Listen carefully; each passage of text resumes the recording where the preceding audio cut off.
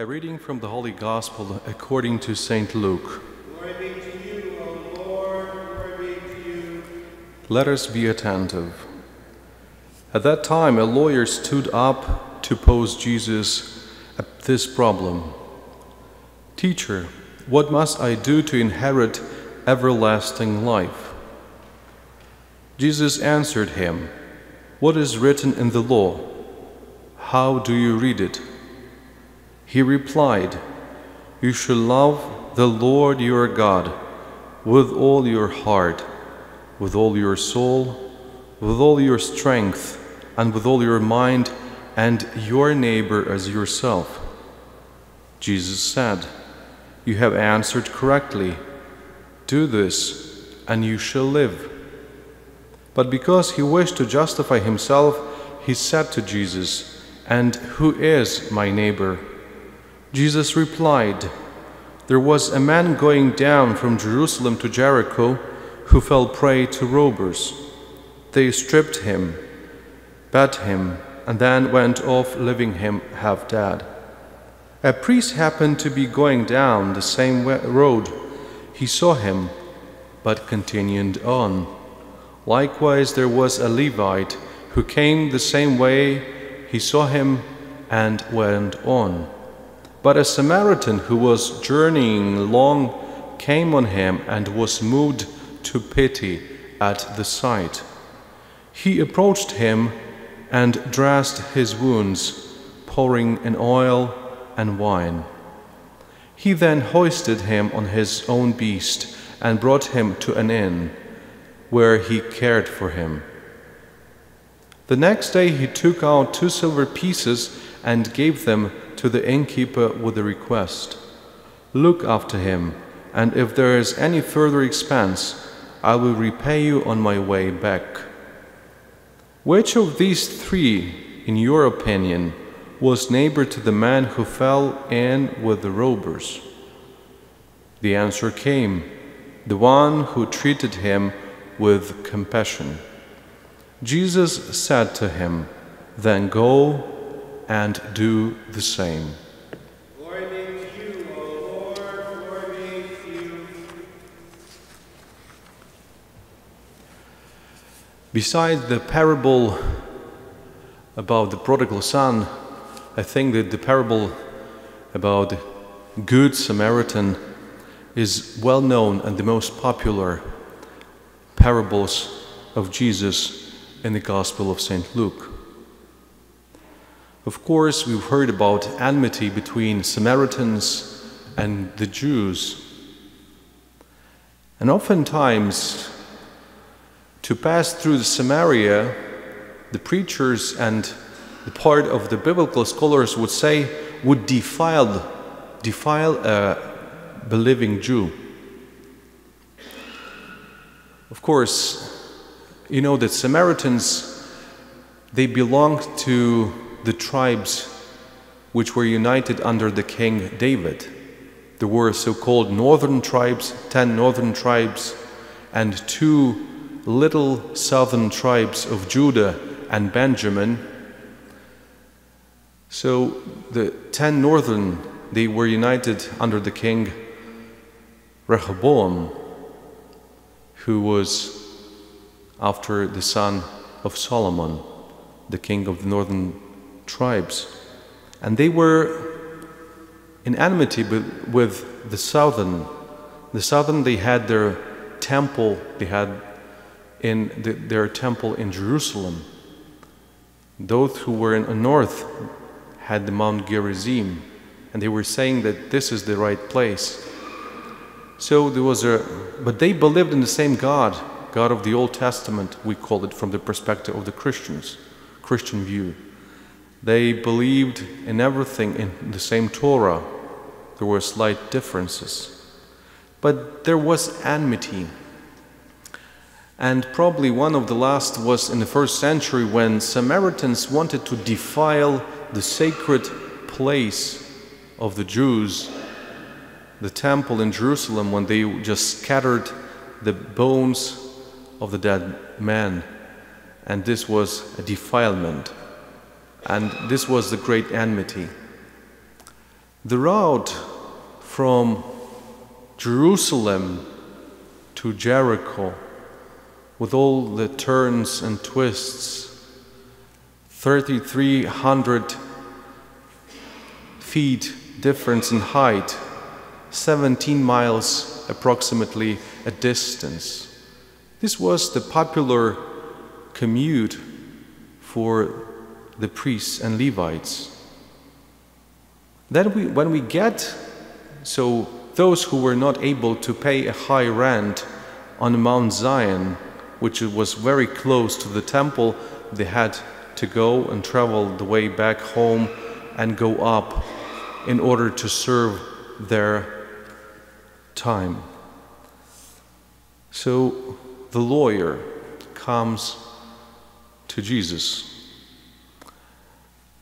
The wise people who were learning and studying the Bible said that this term, the lawyer, which is used by Luke, and we find a couple more instances in the Gospel of Luke,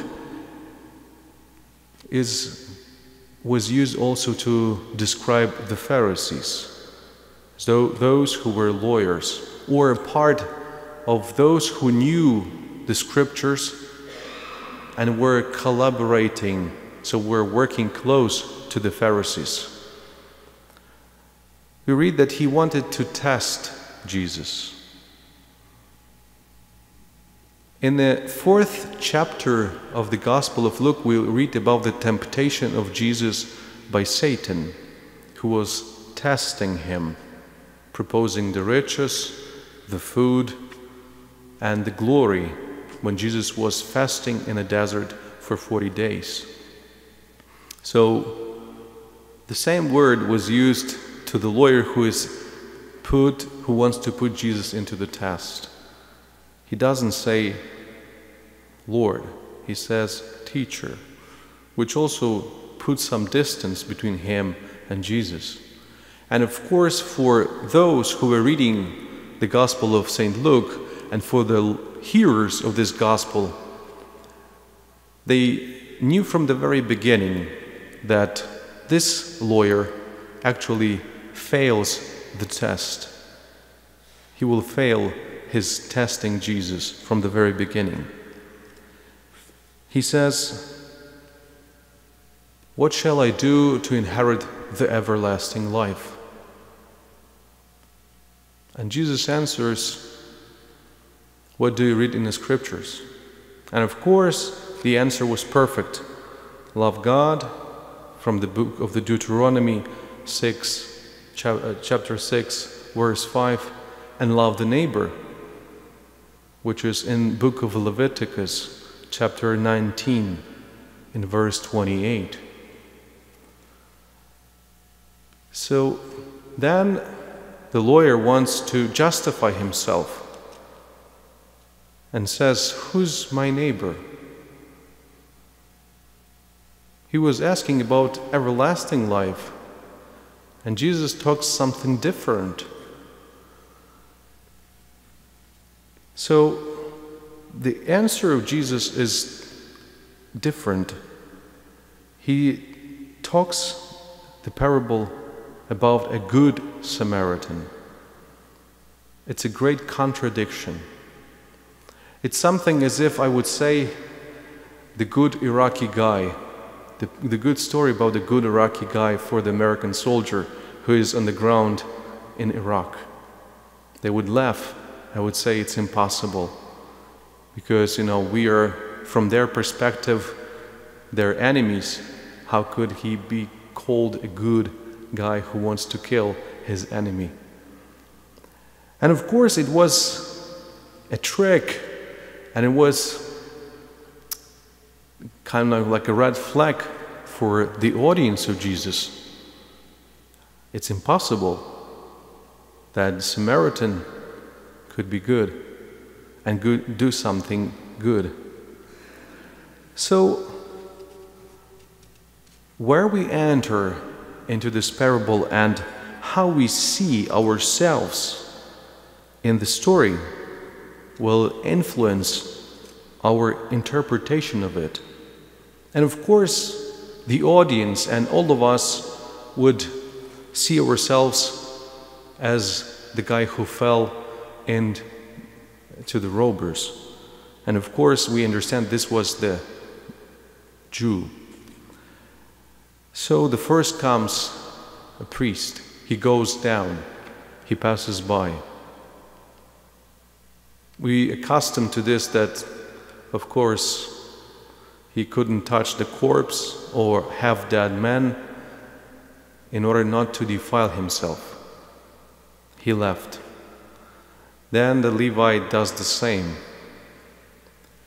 But there is a thing that if we know the scriptures, the Old Testament, we would say there was no reason that they would do this.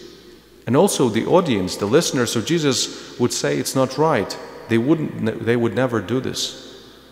Because in the Jewish law, there is obligation to bury those who are neglected, even by the high priest. The other thing is that there was no defilement. We cannot talk about the ritual purity here because they are going down. They finished their job, their service at the temple. So defilement doesn't mean anything for them. Those ritual purity rites have no concerns to Levites at all. So when Jesus was saying this, the people would say something wrong with this story at all, because they would help the man, for sure. But the point of Jesus was different than that. He was talking about approaching Samaritan. So the Jewish people would think, okay, if they would see a Samaritan approaching, they would say, he comes to finish the job that the robbers started, just to kill. He would never do such a thing. And then, to a surprise of the audience, the Samaritan is moved with the pity, with compassion. It reminds us the story about the prodigal son. It reminds Jesus himself, who we read the previous Sundays, the daughter of Jairus, the woman with the hemorrhage for 12 years, the son of the widowed mother who was dead from Nain, and other multiple stories. Jesus was moved with the pity, and he intervened and helped them. So now this Samaritan, this enemy who's supposed to kill, is moved with the pity. And to our surprise, the story about a Samaritan who helps his brother, well, historically speaking, is nothing new. Because in the Old Testament, we find in the second book of Chronicles, in chapter 28, the story about one prophet, Oded, who comes to the Samaritan superiors and says that you went on and you robbed Judah. So they came from north to south. You plundered everything. You have them as hostages. The Lord said that this is not right. You have reversed everything you've done. And when the rulers of Samaria listened to this, they changed their mind. And we read what they did. They clothed the naked. They gave them food and drink, anointed them. They placed the injured on their donkeys and brought them to Jericho.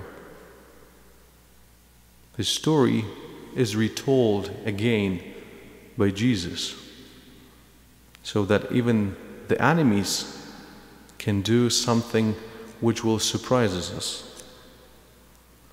So what the summary we can make out of this parable? One can learn that one thing is to learn the commandment that we have to love our neighbor or to love our enemy. So, insider and outsider. But it is far more disturbing to acknowledge that the enemy or the outsider may be more quick to show love than those who are insiders or our most intimate and closest people. It's difficult to receive and to acknowledge that those who are enemies may be more quicker to react with compassion than those who are our loved ones. This is the notion of this parable. This is the idea of this parable. And it teaches us a lot, and it describes us a lot. So the lawyer was asking about things after life. He was talking, so who is my neighbor? Those who are insiders or those who are outsiders? And Jesus says that you have to think who is in practice your neighbor. Not the insider or outsider, but the one who is moved with the compassion. This is your neighbor. So when we think who is our neighbor and who we are to those who are neighbors, how do they see us? Are we quick to move with compassion? Or are we just expecting? And sometimes it says about labeling people. So even those who are labeled as bad, as outcasts, could be compassionate, loving, and caring. Amen.